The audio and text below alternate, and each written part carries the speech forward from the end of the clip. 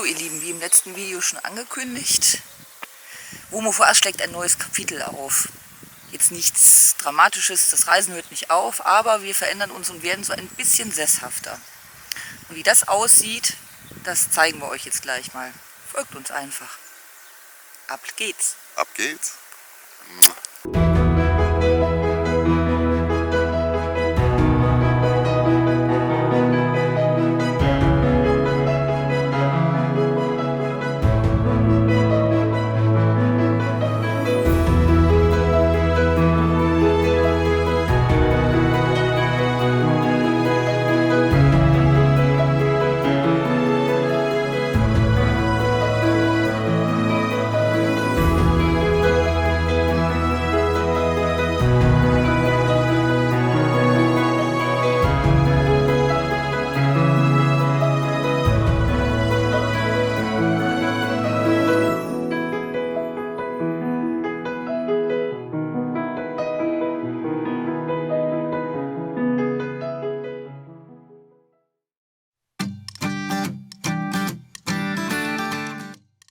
Begleitet uns auf unserer Fahrt zum Grundstück in unserem italienischen Auto, dem sogenannten Büffelchen.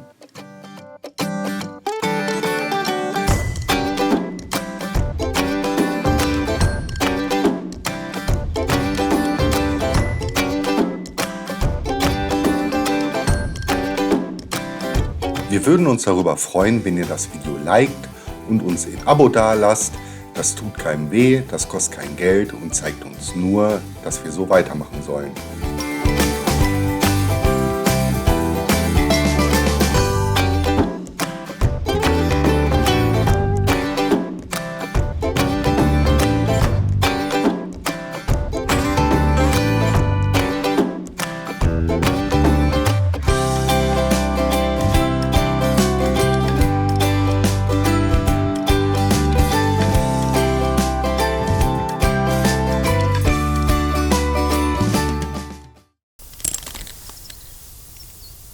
Ja, ihr Lieben, wie ihr seht, befinden wir uns inmitten von wunderschöner Natur. Seit gerade gehört sie uns. Und wir sind ziemlich glücklich. Wir hatten das ja schon in mehreren Videos angesprochen. Wir haben uns letztes Jahr, als wir das erste Mal hier waren, total in dieses Land verliebt. In Italien sowieso, aber auch hier in die Umgebung, in Apulien, ins Salento. Und waren seitdem auf der Suche nach einem passenden Grundstück. Und witzigerweise, obwohl wir ganz viele Grundstücke uns angeguckt haben im Internet, das war das erste Grundstück, was wir wirklich gesehen haben. Und es passte einfach alles.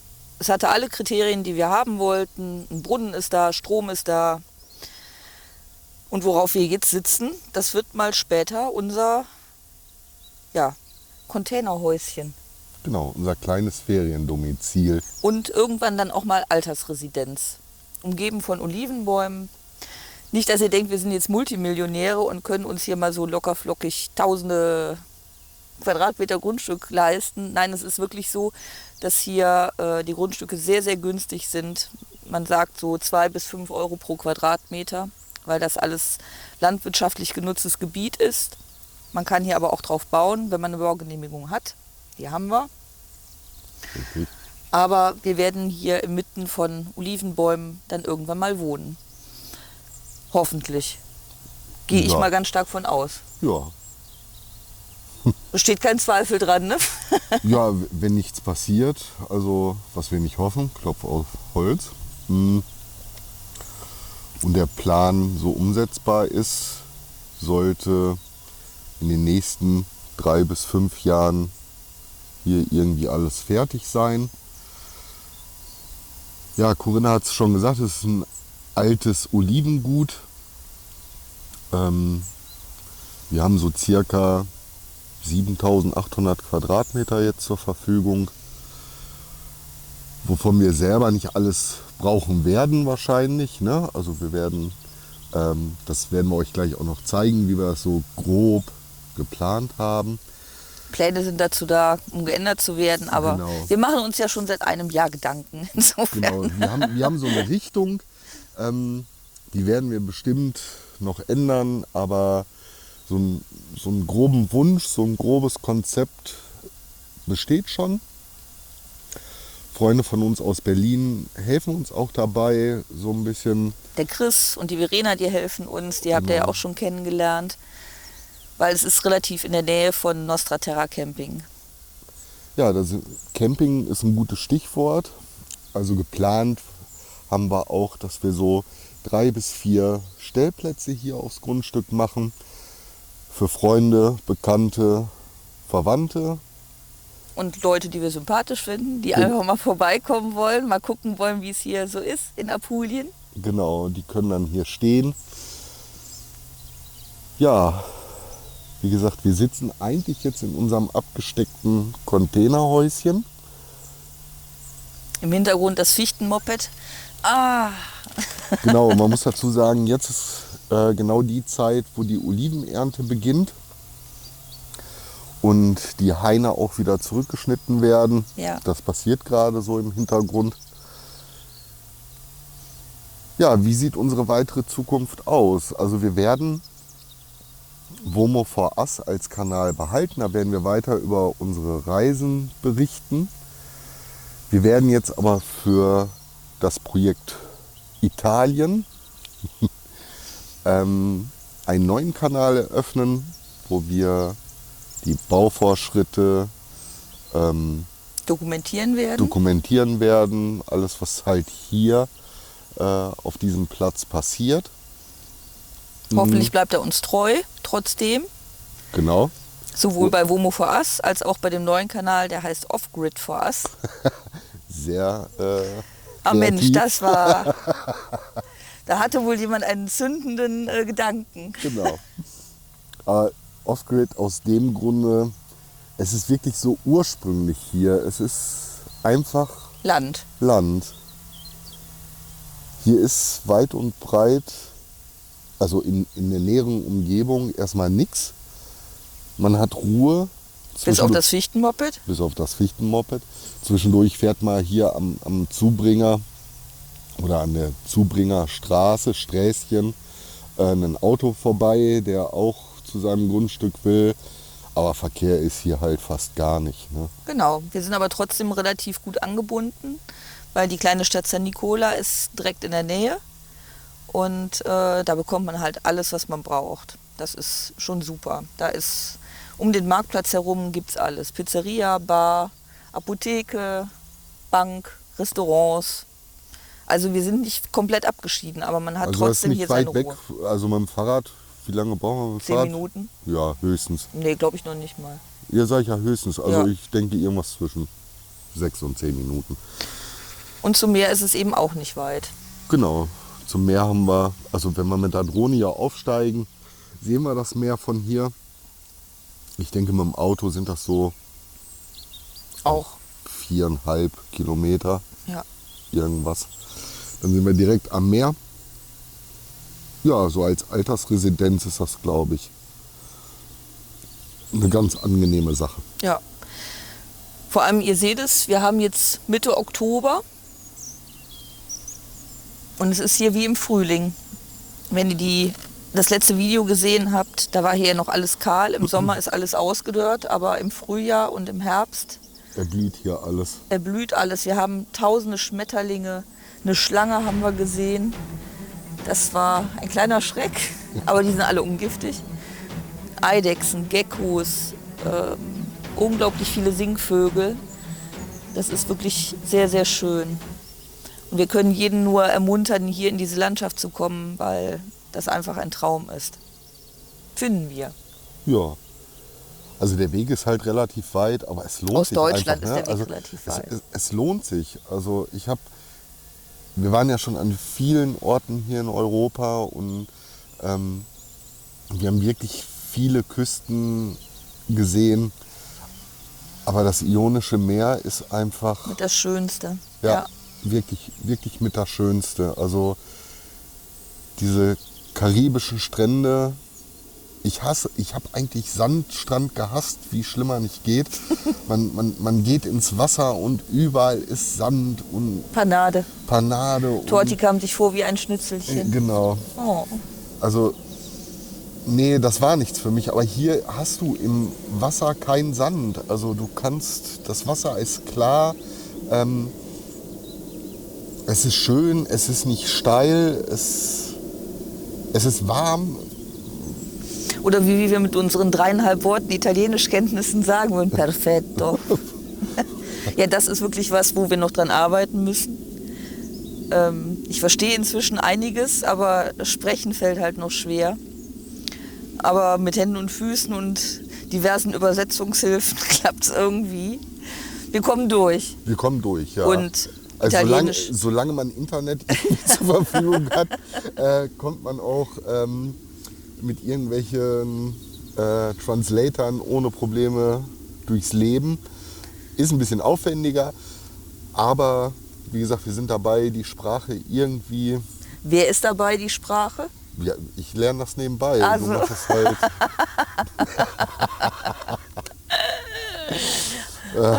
Nein, also ich versuche das auch. Corinna ist ja wesentlich weiter als ich. Ich verstehe Buongiorno, Pizza und Tortellini. Trottellini. Tortellini.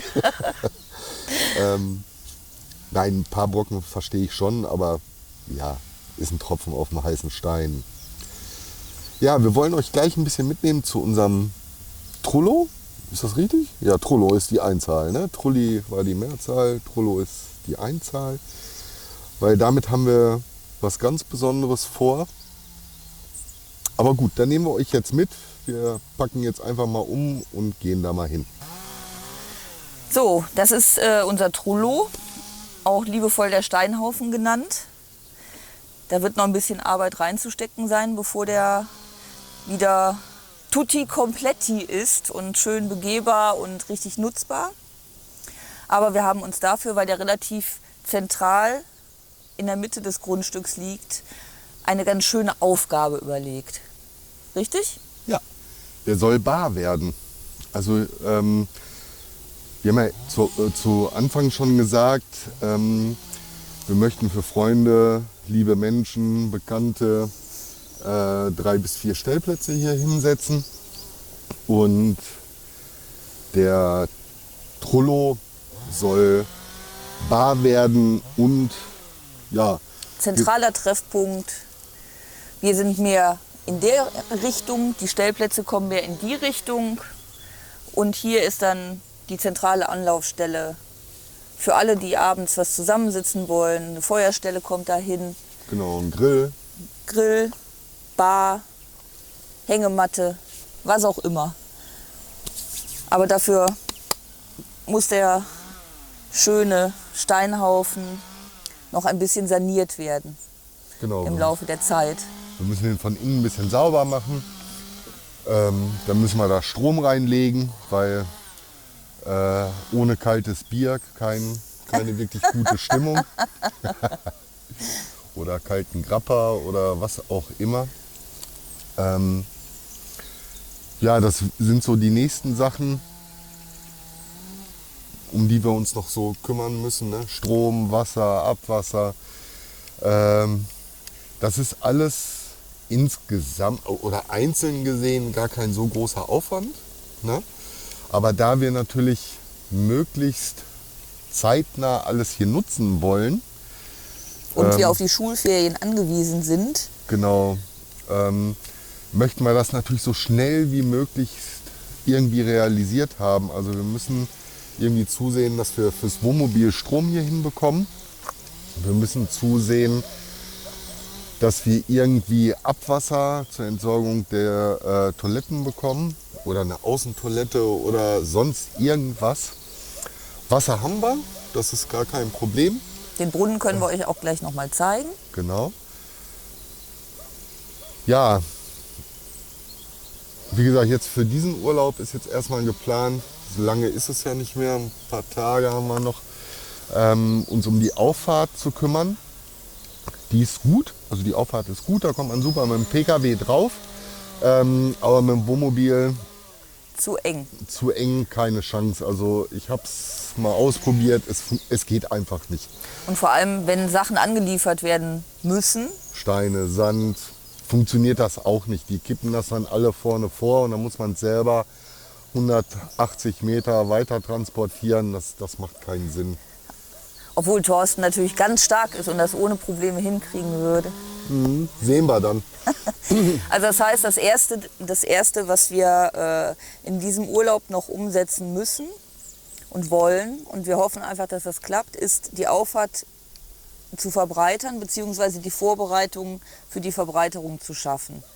Das heißt, wir werden sehr viele Steine rausschlagen müssen, sehr viele Steine schleppen müssen. Ja, wir müssen die ganze Mauer vorne halt wegnehmen. Genau, wir müssen die Mauer vorne wegnehmen und hoffen dann, dass wir noch die Möglichkeit bekommen, Betonblöcke zu kaufen, die schon mal positioniert werden für die neue Breite der neuen Auffahrt, dass das dann zugeschüttet wird und dass dann im nächsten Jahr, wenn wir da sind, da gegossen werden kann, sodass die Auffahrt dann auch genutzt werden kann, spätestens im Sommer, in den Sommerferien, wenn wir dann auch wieder hier sind. Wir werden auch Ostern hier sein, aber in den Sommerferien sollte es dann so weit sein, dass dann alles angeliefert werden kann, was wir erstmal brauchen, um mit dem Bomo hier zu stehen. Genau. Wobei, schön wäre es, wenn wir zumindest das Abwasser im Frühjahr schon fertig kriegen. Dass es wirklich so weit ist, dass wir in den Sommerferien auf unserem eigenen Campingplatz stehen können. Juhu! Als einziger Campinggast. Naja, wer Lust hat, kann dann auch gerne vorbeikommen. Genau, ist dann sehr rustikal, aber wenn man autark ist, also überhaupt kein Problem. Sagt einfach Bescheid und schreibt in die Kommentare, wer Bock hat, nächstes Jahr zu kommen, vielleicht auch mitzuhelfen, vielleicht hat ja jemand Spaß. Schreibt es in die Kommentare oder meldet uns direkt an. Wir hätten Freude dran, das wäre schön. Ja. Jede helfende Hand würde helfen. So kann man es auch sagen. So kann man es auch sagen. Ja. Okay. Zeigen wir euch mal das Innere vom Trullo, dass ihr das auch mal seht, nur ganz kurz, und den Brunnen. Und dann würde ich sagen, können wir gleich mal starten. Ja. Ja? So Dann machen wird wir sich umgezogen Und dann geht das los. und dann geht das los mit Steine kloppen. Steine rausschlagen, ja. Ja. Was Corinna euch nicht erzählt hat, sie war schon vorsorglich im Baumarkt. Also sprich, so ein paar Sachen haben wir schon. Wir haben eine relativ große Flex. Ich weiß nicht, ob die jetzt mehr hilft oder ob ich mich damit umbringe. Wir haben einen riesen Bohrhammer. Einen Vorschlaghammer hat Finn noch gekauft, ne? Und 5 Kleingeräte. Kleingeräte. Ja, mal schauen, wie weit wir damit kommen. Und ob wir noch mal los müssen. Ich denke, erstmal wird das ausreichen, was wir haben. Wir kriegen auch, wenn wir brauchen, immer noch ein paar Sachen geliehen. Und ja, wir werden auch bestimmt noch den Alessandro treffen und seine Frau, die Anna Maria. Das sind die vorherigen Besitzer des Grundstücks. Wir hatten mit denen vereinbart, dass die, und wir sind auch ganz froh drüber, dass die noch die Oliven ernten und das Obst ernten, was hier noch auf dem Grundstück ist, weil dazu kommen wir gar nicht und das wäre total schade, wenn das in irgendeiner Art und Weise dann einfach nur verrottet. Die werdet ihr also bestimmt auch noch mal kennenlernen. Super, super nette Menschen, die auch ein bisschen traurig sind, dass sie es verkauft haben, aber es war einfach viel zu viel Arbeit, weil sie noch 2 weitere Grundstücke haben, die sie bewirtschaften. Und natürlich noch Berufe nebenbei. Also das ist schon sehr, sehr nette Menschen. Ja. Da sind wir auch ganz glücklich. Ja. Und ich glaube, die sind auch ein bisschen froh. Wir fanden uns sehr nett. Genau, ja, also um nochmal darauf zurückzukommen, wir zeigen euch gleich den Trullo von innen noch, den Brunnen, und dann legen wir los. Genau. Aufi. Schaffen wir was.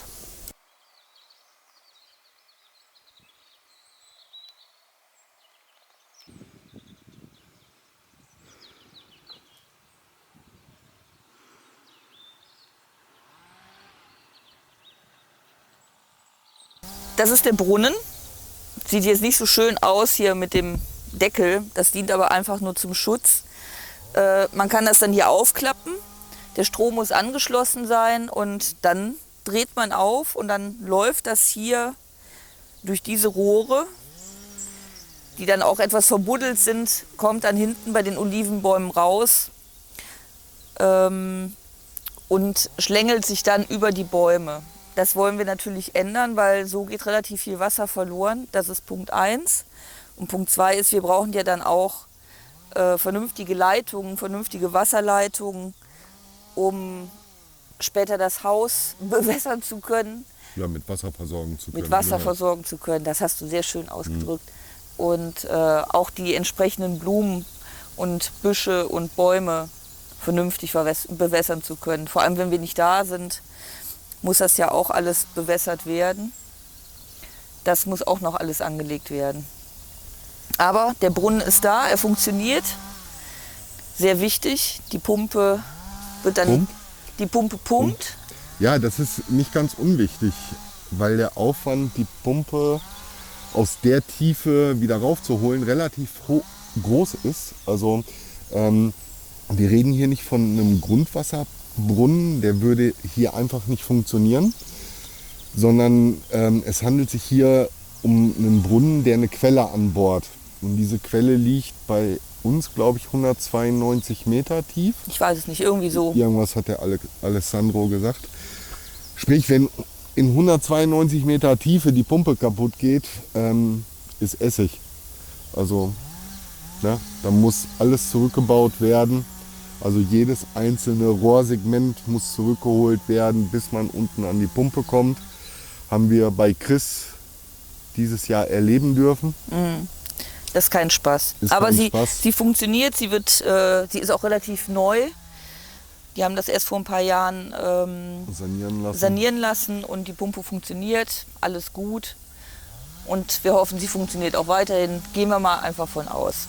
Ja, unser Plan ist, das ein wenig anders zu machen. Also die Pumpe nicht immer ein, aus schalten zu lassen, sondern wir wollen ein Wasserreservoir anlegen. So ähnlich wie eine Zisterne, aber halt mit modernen Behältnissen, wo wir das Wasser vom Brunnen erstmal reinpumpen. Ja.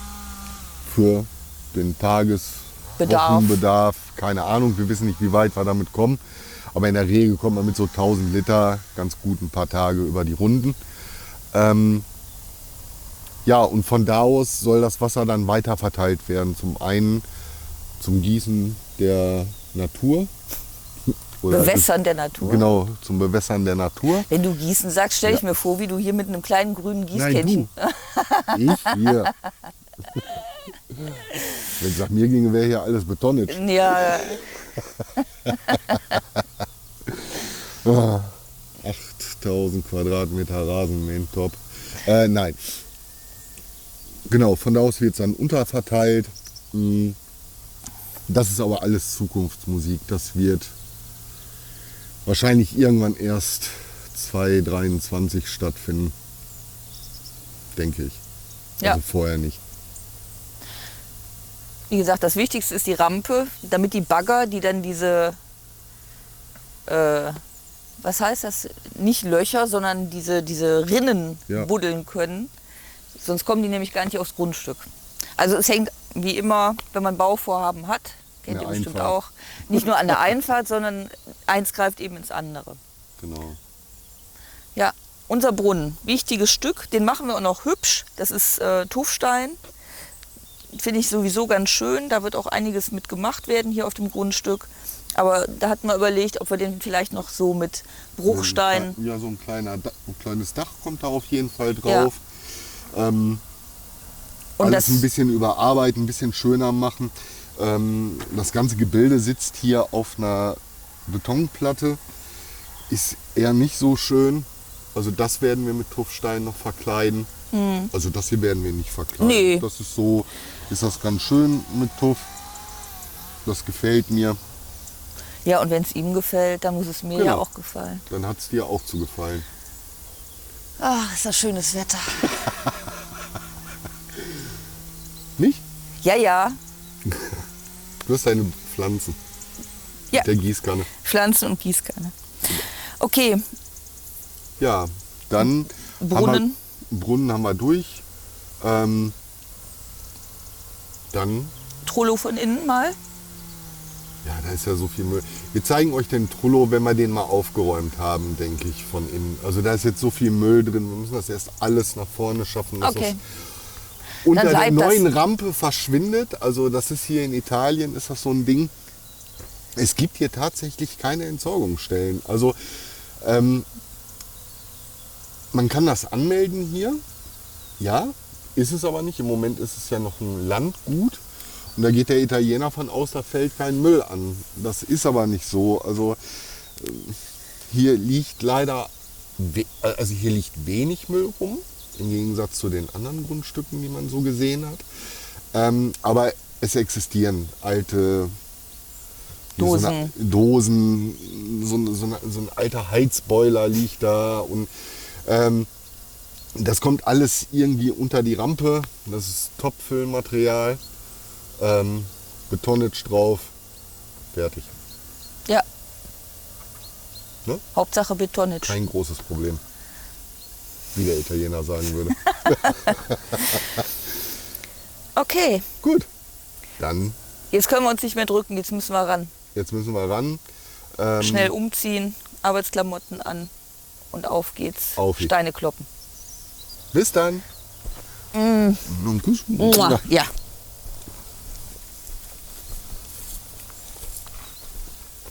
So.